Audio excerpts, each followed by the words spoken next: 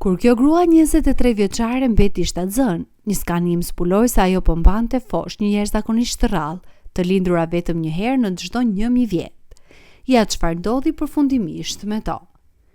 Si fëmija Aleksandra ndërronte të bëjë një grua me karrierë të suksesshme, e vendosur për të lënë gjurmë në botë. Megjithatë, jeta e saj mori një kthes të papritur, një të cilën ajo kur nuk e kishte imagjinuar. Kur bëhej fjalë për marrëdhëniet, Aleksandra supozohet se ato do të vinin më vonë, ndoshta rreth moshës 30 ose 35 vjeç. Por në moshën 21 vjeçare, ajo takoi Antonin dhe gjithçka ndryshoi. Ata shpejt filluan të dilnin bashkë dhe brenda pak muajsh, ajo bë qendra e botës së saj. Për herë të parë ajo gjeti veten duke menduar për një martesë të hershme.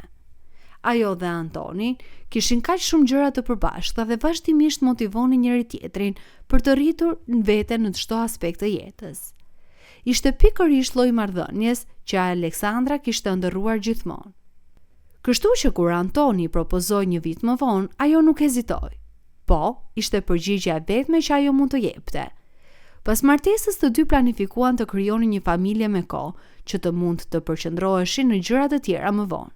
Një vit më pas, ky çift pati një djalë. Vitin tjetër Aleksandra mbeti sërish shtatzan. Ishte kjo shtatzani që tronditi të gjithë mjekët në spital. Ajo gjithashtu mori disa kthesa, por mënyra se si përfundoi do t'ju lëj pa frymë. Gjatë javës së 12, Aleksandra shkoi për një skanim dhe mjekët i thanë se ajo ishte shtatzan me binjak. Por ata në fakt kishin bërë një gabim të madh.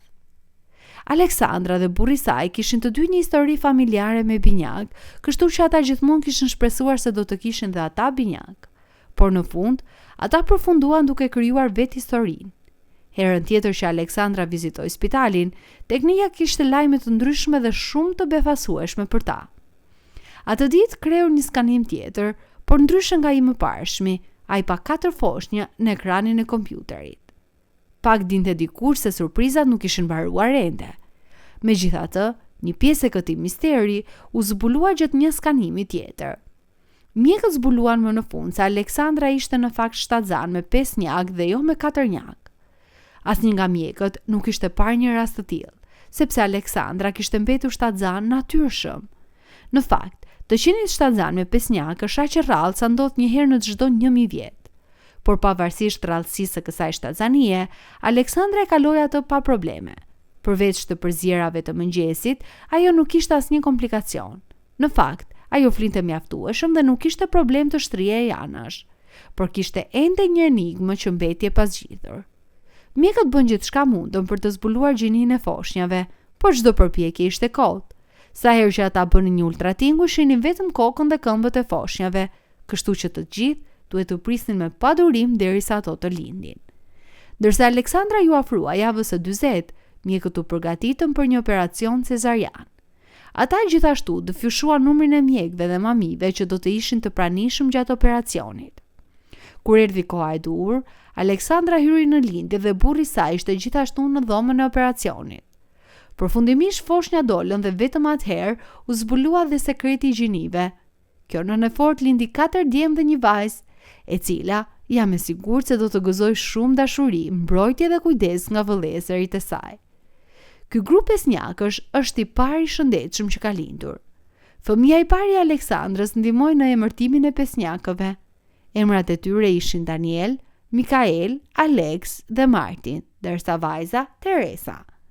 Nëna dhe fëmijët e saj u vendosën të gjithë në njësinë e kujdesit intensiv për një kohë para se të liroheshin përfundimisht.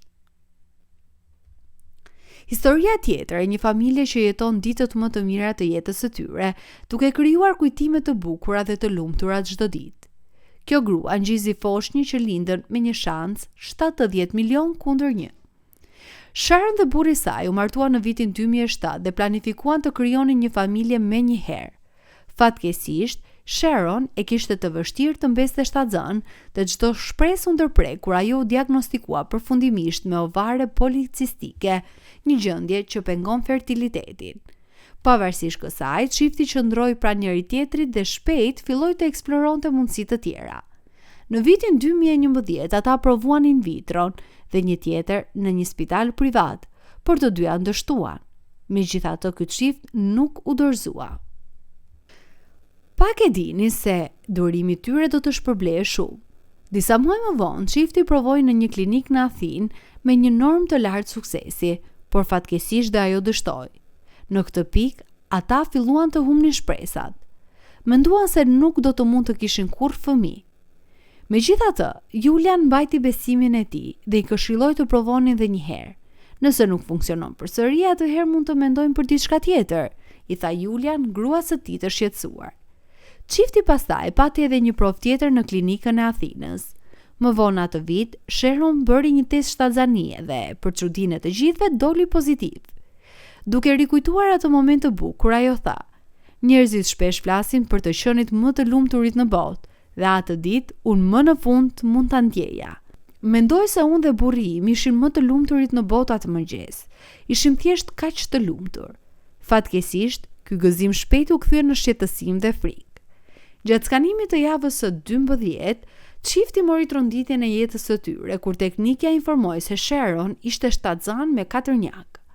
Gruaja u transferua menjëherë në një spital më të madh me më shumë pajisje. Megjithatë, surpriza nuk ishte mbaruar ende. Një skanim në javën e 14 konfirmoi se të dy vezët e fekonduara ishin ndarë në 2 dhe Sharon po mbante 2 grupe binjakësh identik. Kjo lloj shtatzanie është aq e rrallë sa ndodh vetëm në rangun e 1 në 70 milion. Çfarë gjëje e bukur apo jo? E po, mjekët nuk e shihnin kështu. Një shtatzani me 4 njak vjen më shumë rreziqe, siç është transfuzioni binjak, I cili ndodh kur një binjak merr të gjithë lëndët ushqyese dhe tjetri mbetet I uritur. Kështu që mjekët I than Sharon dhe Julian se kishin 3 mundësi. Mund të ndërprisnin një grup binjakësh, të ndërprisnin të 2 grupe dhe të humnin të gjithë foshnjat, ose t'i mbanin të gjithë. Pa humbur as 1 minutë për të reflektuar, Sharon dhe Julian thanë se do t'i mbanin të gjithë foshnjat.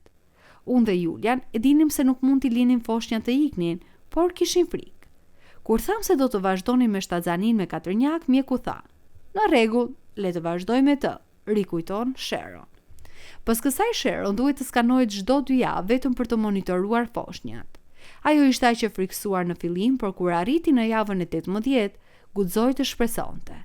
Megjithatë, gjatë javës e 29, mjekët zbuluan se presioni I gjakut I Sharon ishte I lartë dhe diagnostikuan me preeklamsi, një gjendje që mund të jetë kërcënuese për jetën, si për nënën, ashtu edhe për fëmijën. Kështu që mjekët morën një vendim që ndryshoi jetën. Ata I than Sharon se duhet të shkonte për një operacion cesarian të nesërmen. Isha në lot. Ishte shumë herë dhe kisha aq frikë për foshnjat e mia, rikujtoi Sharon. Në ditën e planifikuar të operacionit, një ekip prej 26 konsulentësh, mamish dhe infermierësh ishin në dhomën e operacionit. Brenda pak minutash, të gjitha foshnjat lindën dhe u dërguan menjëherë në njësinë e kujdesit intensiv. Fatmirësisht, 2 javë më vonë ato u liruan.